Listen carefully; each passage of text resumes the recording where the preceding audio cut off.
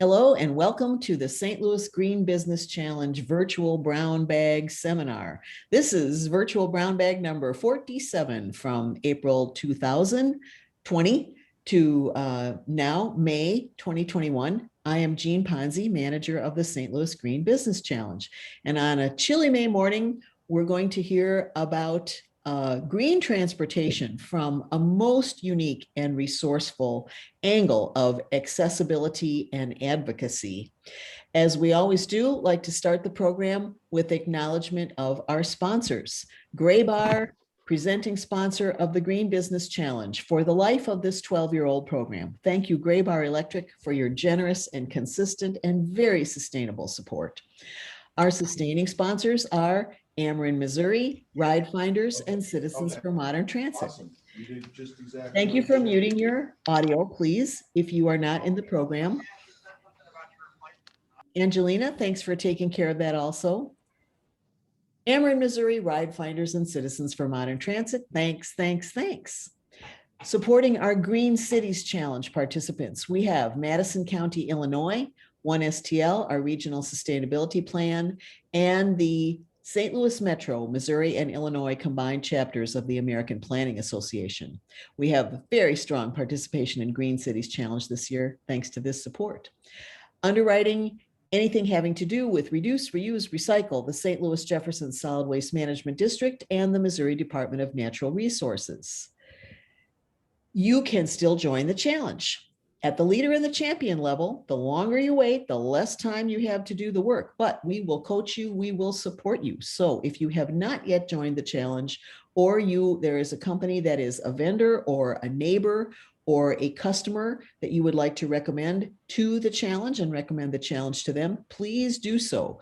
The registration link remains in our weekly challenge e-news. Coming up, a couple of dates.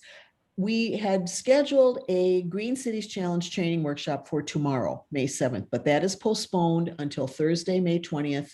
And all of our Green Cities Challenge participants will get an individual email today with this postponement. Thanks for bearing with us. We'll have a great opportunity to get together and share resources and plan the year's work on Thursday, May 20th from 9 to 11 a.m.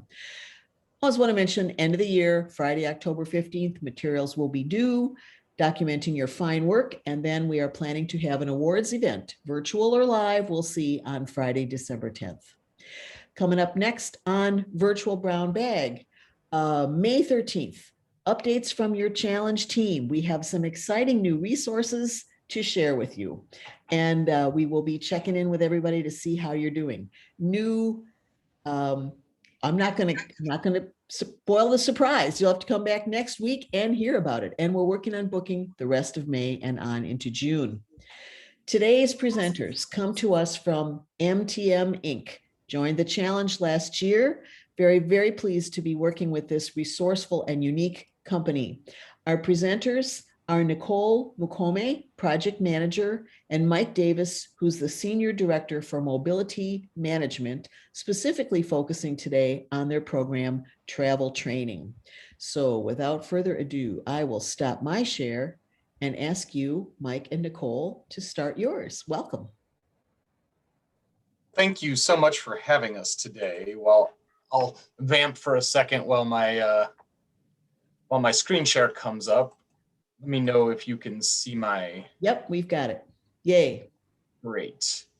And are you seeing the presenter notes or are you seeing the full screen? Seeing the full screen in you. Fantastic. Okay, it worked out the way I wanted it to. So again, thank you for having us today. This is really awesome. This is something that's very near and dear to all of our hearts at MTM, but especially our division, the Mobility Management Division. Again, just some brief introductions. My name is Mike Davis. I am the Senior Director of Mobility Management for MTM. And I'm Nicola Mukome. I'm the Project Manager at St. Louis office. Thanks for having me. So today we're gonna introduce you a little bit to what MTM does, especially around mobility management, and introduce you to travel training. Most people don't know about mobility management and travel training, so we'll give you a brief. We'll also talk a little bit about our partnerships, the different partnerships and successes that we've had while working with St. Louis Metro. and go through some of our success stories and how all of those relate to sustainability and to being green. So first, about MTM, we are headquartered right there in your backyard. I'm in Ohio, but our headquarters is in St. Louis, have been removing transportation barriers since 1995. So we're, going on 30 years, if you round up, on removing transportation barriers. We operate 14 mobility management contracts across the United States, from large cities like St. Louis and Chicago down to smaller cities such as Salem, Oregon, and Raleigh, North Carolina. And we are proud to say we are also a woman-owned business. So some of our high-level MTM sustainability and green projects we've had. In 2019, our mobility management division underwent a paperless initiative. And what that did was we went through every process that we had within our mobility management division. So all 14 divisions across the United States. And we challenged all of our leaders to remove any paper wherever possible. So if it was within our control to remove the paper and to digitize, that's what we did. Over the past couple of years, our transit division has been moving towards making the switch to electric vehicles, which we believe is really the future of transit, is in electric vehicles, reducing the emissions of between clean diesel and other fossil fuel vehicles. We've also really looked at our work model, and even post-COVID, we are looking at reducing the amount of people we need to come into the office, which will reduce the amount of traffic that is on the road. We see that a work from home model is possible with a lot of our different divisions throughout the country and within a lot of different positions. So we are looking at reducing our footprint as far as building space and reducing the amount of people that we actually bring into the office. But the big thing that we're here to talk about today is our travel training program. And this is very, very close to me. I actually started my career a long time ago, about almost 20 years ago, actually, as a travel trainer. And this has been has been very close to my heart. So we'll talk a little bit about what travel training is and how it supports sustainability here in a moment. But overall, what is mobility management? Well, mobility management is taking all of the resources, all the transportation resources, shared transportation resources in a particular community and linking all of those together. So I like to use the example of, an individual using a pedestrian route to get to their nearest bus stop, where they'll then take the bus to a train, where they'll get off the train and utilize a bike share to get to their job and be able to reverse it on the way back. It's taking all of those different private and public entities and all of those private and public resources for transportation in the area and merging them together in order to make seamless transportation possible. And that includes bus and paratransit and train and bike shares and scooter shares and ride sharing and car sharing, just anything that is transportation related in a community. And the way that travel training plays into that is that we help to train individuals to use all of those services.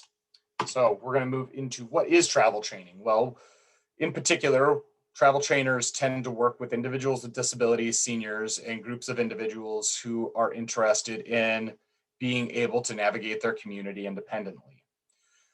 We start off by evaluating an individual's skills to see how where their strong points are, or their strong skills are, and maybe where some of their struggles are, and we create individualized training plans. We also look at the resources available in their area to be able to create that individualized training plan, where we may look at pedestrian travel, and we may look at train travel, and we may look at a first mile, last mile option like an Uber or a Lyft to be able to connect areas where maybe the bus service isn't as frequent. And travel training really is a way that we can help reduce the amount of vehicle traffic on the road. It really does utilize existing resources like bus and train and some of those private-public partnerships like the ride shares and the ride shares, the bike shares, and that sort of thing. And Nicola is going to talk more specifically about St. Louis programs that we have in conjunction with St. Louis Metro. So Nicola, you want to talk a little bit about our travel training program in St. Louis? Sure, thanks, Mike. So with our travel training program here in St. Louis, we have hired qualified instructors who know the city well to help individuals, like Mike mentioned, who have a disability or seniors or groups navigate the St. Louis City area, the St. Louis County area, as well as St. Clair County. And the aim really is to encourage individuals to be as independent as possible, to gainfully be employed or access employment opportunities, as well as access the community in general, and as well and participate in it. Metro started their travel training program back in July of 2006, and it is free throughout the training process. And anyone who qualifies will also qualify for the reduced fare card or transit permit as well. Next slide, please, Mike. And just to jump in, I want to point that out that it is free, and that's a big deal where St. Louis Metro has taken it to not charge individuals to utilize this service. So it's that's rare to see free programs like this out there sometimes. Yeah. Sure. And so, like Mike mentioned, it's travel training is trying to get the individual to identify destinations that they want to get to. And in the process of doing that, I'm happy to announce that in St. Louis, the Metro has partnered with VIA to assist in providing that connection in areas that previously didn't have a good transit system. So on the south side, VIA is available from 5 a.m. to 10 p.m. to help connect people to places of interest, such as like the transportation museum or the hospitals over in Graviers. So with VIA, you don't really need to get to a bus stop or a train stop, but they allow you to, like Lyft, like Uber, pick you up from a corner and drop you off at the corner of your destination, and the flat fee of $2, which makes it economically viable. Again, reducing the number of people trying to get into their vehicles and reducing the amount of pollution, reducing individuals' fuel costs long-term. The number, you'll find more information as well on our website, which I wanted to really share, that it actually pictorially depicts where VIA covers in the south side as well as the north side. So on the north side, as of May 3rd, they now cover a certain area from 8 p.m. to 1 a.m. And transit normally ends around 1:30 in general. So it's assisting individuals to make sure that they connect to their final destination, which normally is back home. And again, the flat fee of $2. If someone chooses to combine VIA with the Metro bus or Metro Link, a total cost of $3. So long-term wise, $3 in comparison to, say, paying $4 in paratransit or trying to drive themselves at such a late hour, proves to be more beneficial for individuals. Next slide, please. Yeah, and just to touch on this, the on-demand and ride share, I've had discussions with individuals who have, they've pointed out that some of the ride share does not really take a lot of traffic off the road, but what this does is it does shorten up trips because you're just traveling within a zone to get to, say, a public transit stop. So it's reducing the amount of miles a vehicle is traveling, which then really does provide some benefit as far as sustainability goes. Yeah, for sure. So look out for those vans, the blue and black vans in St. Louis, and then the blue and white vans over in St. Clair County over there as well. They provide services from the Shiloh station. $3 is the charge, and $1.50 for anyone who rides extra on that same trip. And they are open for bookings from 5 a.m. to 6 p.m. Monday through Fridays. So this allows anyone to get around. Again, you do not need to connect to a Metrobus, Metrolink in order to use VIA. Next slide, please. And then when the pandemic started, a lot changed. A lot of fears were in the air as to how to get around safely and while ensuring that transit stays as a viable option. And so Metro kind of streamlined to see which are the busier routes and allocated more resources in terms of more buses to those lines, cutting back on other lines. And so Lyft came on and they partnered with Metro to offer the first and last mile on those routes that had been compromised, as they were trying to reduce congestion on the buses, as well as encourage social distancing. So this first and last mile is still ongoing. There is a promo code on our website. You just call the number if you don't have a smartphone, or if you have the app, enter the address that you're going to from once you get off the bus or the train. And if it is within the Lyft first and last mile, you'll get that discount and your trip will just be $1. So that has been really a powerful program. A lot changed suddenly. And for most of our riders who do come through our travel training program, they have a cognitive impairment. So it was crucial that our travel trainers were also equipped to know how to navigate this. And we do have success stories of how we were able to quickly Metro connect someone to a Lyft program to allow them to, one, keep their job during this pandemic. So it is viable. And I guess one success story is better than none, right? Well, and Yeah. I wanted to explain a little bit about first mile, last mile, because that is actually one of the areas that prevents more people from taking public transportation. And first mile, last mile is just referring to the distance between an individual's origin or home and their nearest bus stop, and or where they get off of a bus or a train and to their destination. So that's what that first mile, last mile has or refers to. And really, these TNCs, these transportation network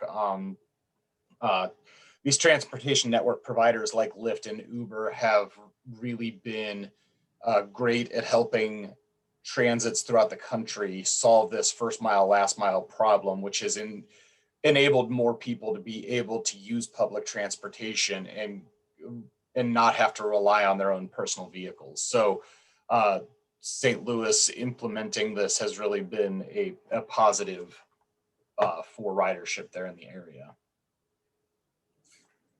For sure. All right. And so we didn't want to leave you guys without mentioning a few of our success stories. Like we mentioned at the beginning, travel training is geared mostly towards individuals with any form of disability, whether it's visible and invisible. So in St. Louis, we assist with the ADA certification with travel training and administrative services, including accessing reduced fare cards. In 2021, MTM is projected to issue out 3,700, eligibility determinations, have at least 150 individuals travel trained or at least initiated in the process.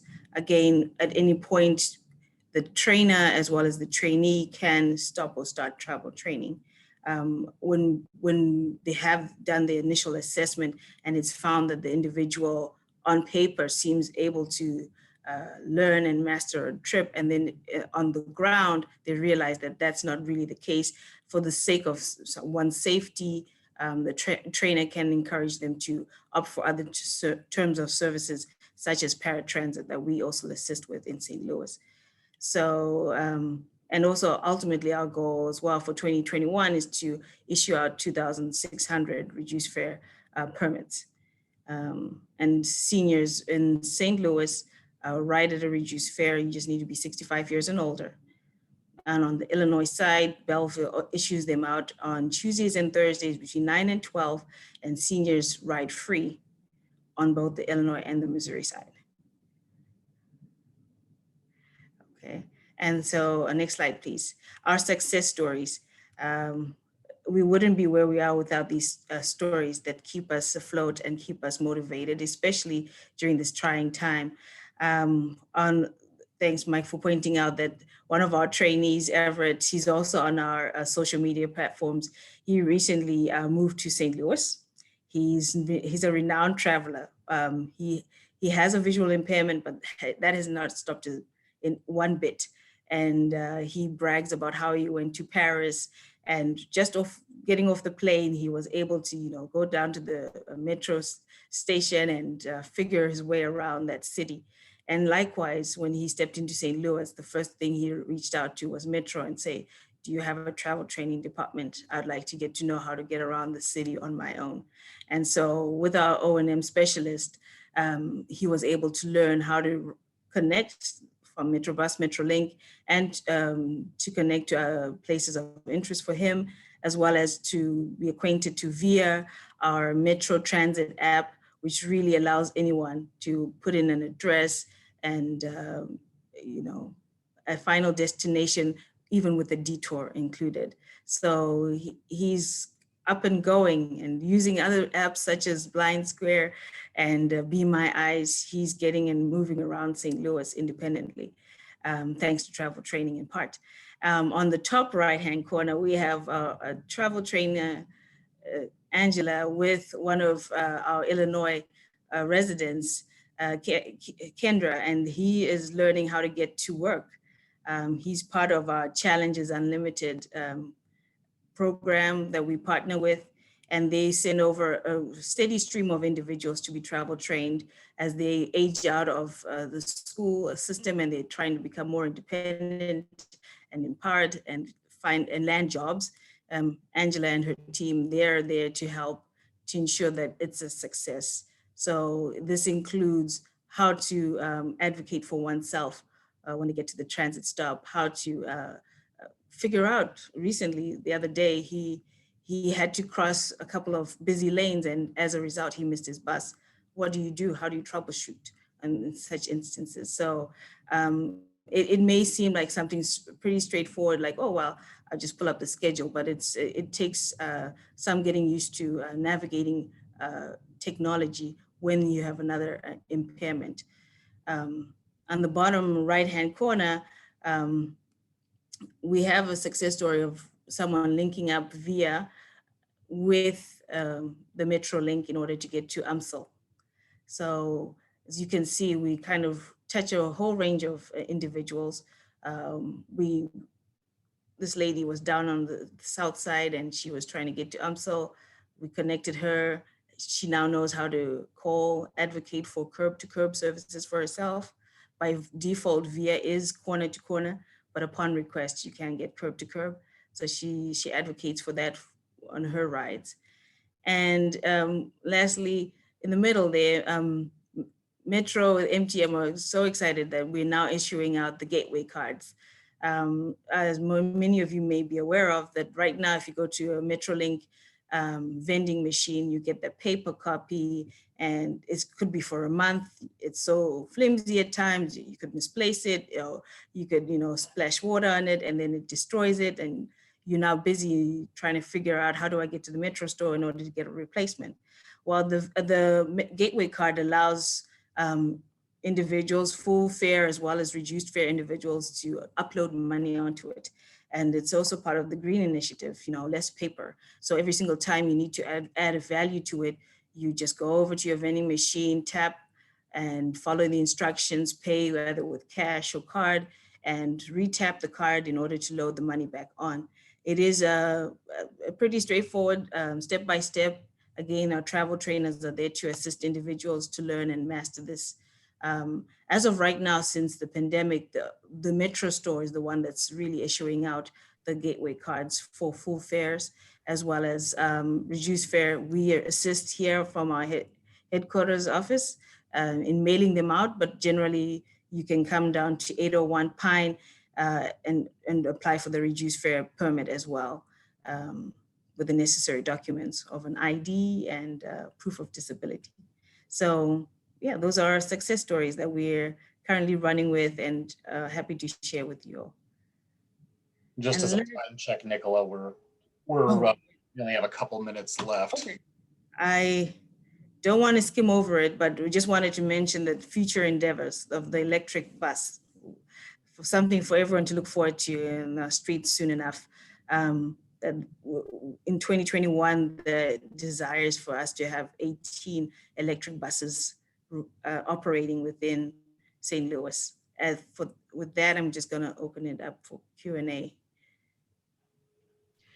Thank you so much, Nicola and Mike. I don't see anything in the chat, but I did jot a couple of questions down as you were talking.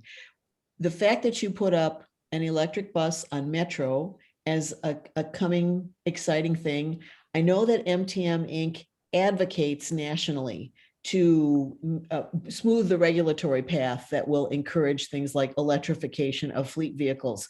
Will you just talk a little bit about that national level advocacy that you do? Sure. And so we do really try to work with, because we serve, or we partner with agencies throughout the country, but that's one of the things that we really do advocate when we are going in to do either a transit or a paratransit contract. And the difference, for those that aren't aware, transit is the big buses the city buses you see on the roads. The paratransit are the smaller buses that are utilized for individuals who have disabilities that prevent them from taking the larger buses. But there are electric versions of both, and we do advocate for that because as the technology, even 5 years ago, the technology was not there to be able to put a large electric bus on the road for the number of miles it drives per day. Mm-hmm. But nowadays, you're starting to see these vast improvements where you're getting hundreds of miles per day between charges. And we really do advocate for that with our partners, so that we promote that wherever we can. We will write it into bids as well, that will provide electric vehicles, just because A, there's a cost savings, but B, there is it's good for the environment and it's sustainable. So I know we're running short on time. I could talk about this kind of stuff for hours, but I hope I hit on what you were asking there. You did, and I have two more questions here. Sure. You mentioned that, and I can't remember if this was in your formal presentation or in our chat before the program, that the individuals who do travel training are MTM employees. What kinds of qualifications are you looking for people to have those travel trainer jobs? That's an awesome question. We look for attitude. I've told people for many, many years, I could teach anybody to be a travel trainer if you have the right attitude. We want empathy. We want outside the box thinking. Having background of working with individuals with disabilities and or senior citizens or teaching really does help as well. But really, it's empathy, wanting to help, and having a passion for being out and about. I still, 20 years later, love to be out there on the bus, and I love to get out and show people. And I think that, those are the main qualifications, really. And a question from Bert Scher, colleague who has spent many years working for Anheuser-Busch, now is a sustainability consultant himself. What's the number one thing, well, two-part, number one thing you think would increase usership, and how much does cycling account for transportation? And do you see it increasing as our infrastructure improves?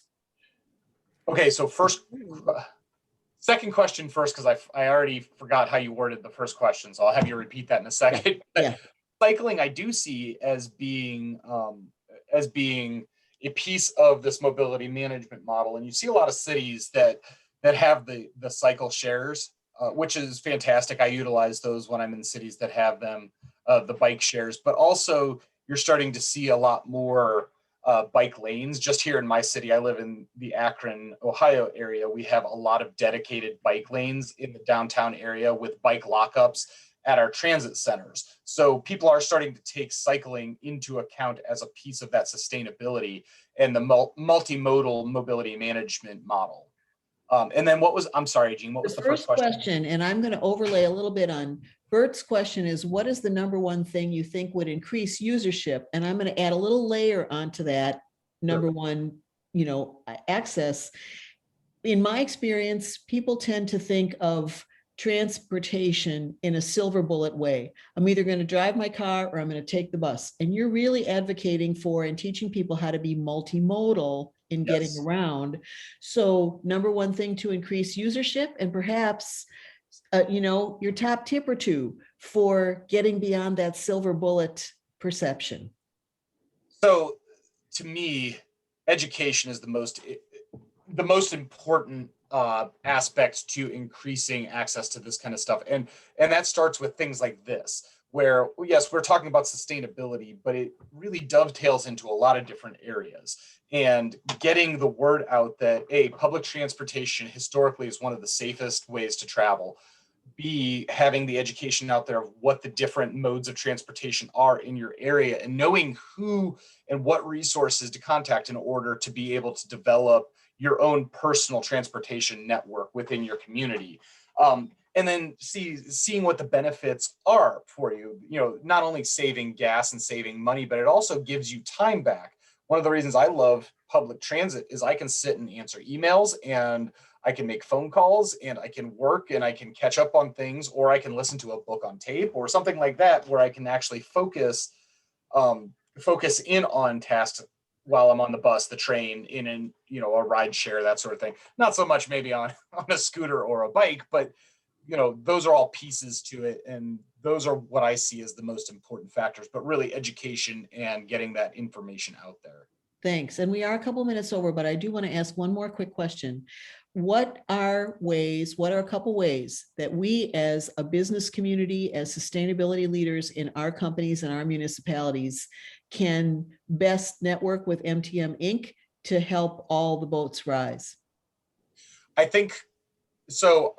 To me, the most important thing that a business can do within your community in order, like you said, to have all the boats rise is to partner and to outreach to your local transportation provider, to St. Louis Metro, to Bi-State Development, and look to form partnerships, because there are things that can be done, like employee incentive programs involving transit, and there really are benefits that can be had on both sides of the aisle. On the public side with increased ridership and reducing the number of cars on the road, but also on the private side there are studies out there that show that increased use of public transit leads to better health outcomes overall, which, because you're walking, you're out there doing physical activity, and you're being a part of your community. So there are some benefits to the employer, along with it's been shown that there are reduced instances of employee absences and that sort of thing. So they're looking how you could partner with your local transportation provider, to me, is one of the best things that a private entity can do to help further some of this along.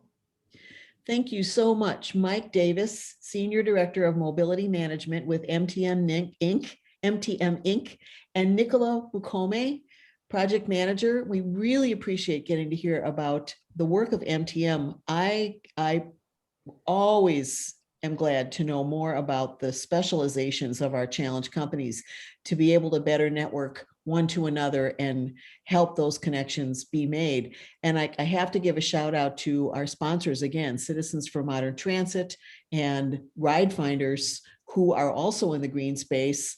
The collaboration and the cross communication among the green transportation advocates is something that we're very committed to helping to achieve in the Green Business Challenge. Thanks, Nicola. Thanks, Mike. Thank you so much for having us. We really Thanks appreciate it. to Jen Weber also, who was the senior compliance officer who helped set this up. I'm Jean Ponzi, manager of the St. Louis Green Business Challenge. Next Thursday, which is, I believe, May 13th, please join us when the challenge team will give you some exciting updates in our capacity to support your efforts to green your businesses and more deeply and dynamically embed sustainability across our regional economy. Thanks. Stay well.